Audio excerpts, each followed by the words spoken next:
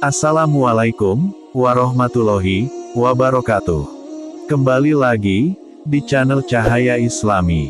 Jangan lupa subscribe, like, komen, share, agar channel ini bisa berkembang dan selalu berkarya untuk memotivasi semua orang untuk hidup yang lebih baik. Dan jangan lupa diaktifkan tombol lonceng notifikasinya, agar sahabat semua tidak ketinggalan video terbaru dari channel ini. Kisah Nabi Idris alaihi salam yang bikin merinding tentang neraka dan kematian. Nabi Idris adalah keturunan ke-6 dari Nabi Adam alaihi salam. Dia adalah putra dari Qabil dan Iklimah, putra dan putri Nabi Adam alaihi salam. Saat itu, Allah memerintahkan Nabi Idris untuk mengajak seluruh manusia agar berjalan pada kebenaran. Saat itu dia adalah manusia pertama yang menerima wahyu lewat malaikat Jibril ketika dirinya berusia 82 tahun. 1. Manusia pertama yang pandai baca tulis dengan pena.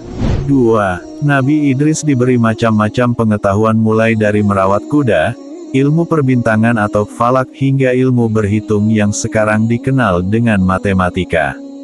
3. Nama Idris berasal dari kata darasa yang artinya belajar. Nabi Idris pun kenal sangat senang belajar, dan tekun mengkaji fenomena alam semesta. 4. Nabi Idris adalah orang pertama yang pandai memotong dan menjahit pakaiannya. Orang-orang sebelumnya konon hanya mengenakan kulit binatang sebagai penutup aurat. Nabi Idris mendapat gelar sebagai Asadul Usud, yang artinya singa, karena ia tidak pernah putus asa ketika menjalankan tugasnya sebagai seorang nabi. Ia tidak pernah takut menghadapi umatnya yang kafir. Namun ia tidak pernah sombong, ia juga memiliki sifat pemaaf. Nah, untuk melihat bagaimana kisah-kisah menarik dari Nabi Idris, tonton video ini sampai habis. Suatu hari, ketika Nabi Idris dan malaikat Israel beribadah bersama, kemudian Nabi Idris mengajukan permintaan unik. Bisakah engkau membawa saya melihat surga dan neraka, wahai malaikat Israel? Tanya Nabi Idris alaihi salam. Malaikat Israel pun menjawab, wahai Nabi Allah, lagi-lagi permintaan darimu sungguh aneh. Mengapa engkau meminta hal itu? Bahkan para malaikat pun takut melihat neraka, wahai Nabi Allah. Nabi Idris menjawab, terus terang, saya takut sekali dengan azab Allah itu. Tapi mudah-mudahan iman saya menjadi tebal setelah melihatnya. Kemudian malaikat Israel meminta izin kepada Allah dan mendapatkan restu. Keduanya pun pergi untuk melihat neraka. Saat hampir dekat, Nabi Idris langsung pingsan. Malaikat penjaga neraka merupakan sosok yang sangat menakutkan. Ia menyeret dan menyiksa manusia-manusia yang durhaka kepada Allah semasa hidupnya. Nabi Idris alaihi salam tidak sanggup menyaksikan berbagai siksaan yang sangat mengerikan itu. Tidak ada pemandangan yang lebih mengerikan dibandingkan dengan neraka. Api berkobar dahsyat, bunyi yang bergemuruh menakutkan dan hal-hal yang mengerikan lainnya. Nabi Idris meninggalkan neraka dengan tubuh yang lemas. Tujuan kedua, malaikat Israel mengantarkan Nabi Idris ke surga. Di sana, reaksi Nabi Idris pun sama, nyaris pingsan.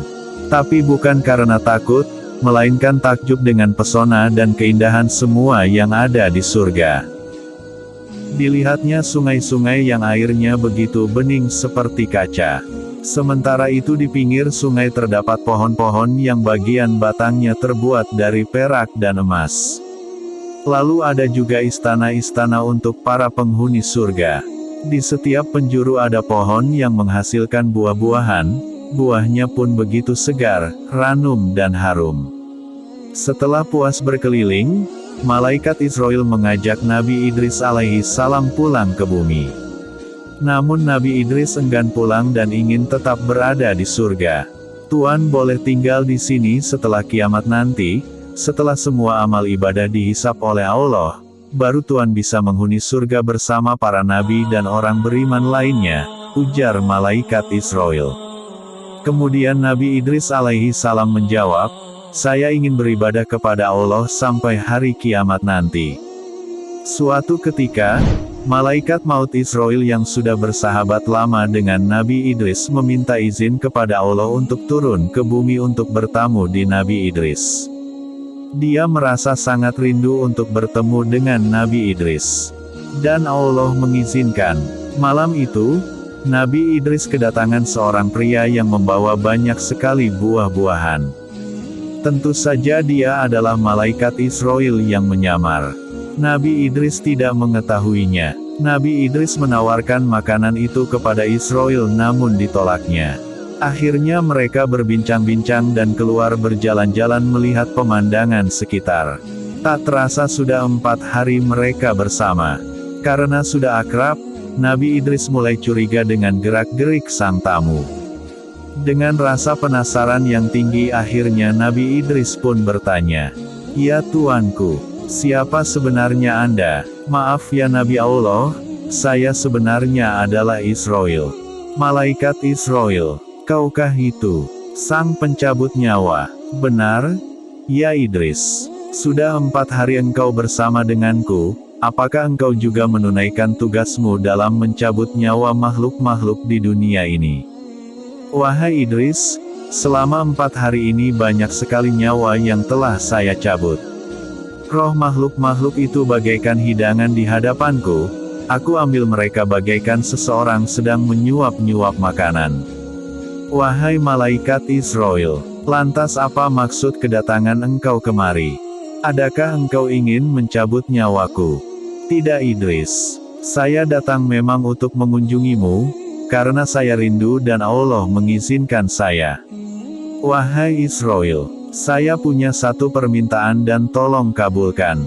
Tolong cabut nyawa saya, dan minta izin ke Allah untuk mengembalikan nyawa saya. Saya hanya ingin merasakan sakaratul maut yang banyak orang katakan sangat dahsyat. Sesungguhnya saya tidaklah mencabut nyawa seseorang pun, melainkan hanya dengan izin Allah." Kemudian Allah mengabulkan permintaan sang Nabi. Dan malaikat Israel pun mencabut nyawa Nabi Idris saat itu juga. Malaikat Israel menangis melihat sahabatnya merasakan kesakitan. Setelah mati, Allah menghidupkan kembali Nabi Idris. Setelah hidup Nabi Idris menangis sejadi-jadinya. Dia tidak bisa membayangkan jika manusia-manusia lain mengalami sakaratul maut dengan kedahsyatan yang sama. Nabi Idris tidak tega jika ada umatnya harus sengsara di ujung hidup dan mati. Sejak saat itu, Nabi Idris makin giat mengajak umatnya untuk senantiasa berbuat kebaikan dan jujur untuk hal-hal kebenaran. Nabi Idris memiliki banyak sekali ajaran yang diturunkan kepada umatnya. Tentu saja untuk dilakukan agar hidup lebih baik. Ada beberapa pesan yang disampaikan oleh Nabi Idris alaihissalam semasa hidupnya kepada para umat. Pesan atau nasihat itu antara lain: 1. Sholat jenazah lebih sebagai penghormatan, karena pemberi syafaat hanya Tuhan sesuai ukuran amal kebajikan. 2. Besarnya rasa syukur yang diucapkan, tetap tidak akan mampu mengalahkan besarnya nikmat Tuhan yang diberikan. 3. Sambutlah seruan Tuhan secara ikhlas, untuk sholat, puasa, maupun menaati semua perintahnya. 4. Hindari hasad alias dengki kepada sesama yang mendapat rezeki, karena hakikat jumlahnya tidak seberapa. 5. Menumpuk-numpuk harta tidak ada manfaat bagi dirinya. 6. Kehidupan hendaknya diisi hikmah kebijakan dan kebaikan. Akhirul kalam. Wabillahi taufik wal hidayah. Waridho wal inayah. Wassalamualaikum warahmatullahi wabarakatuh.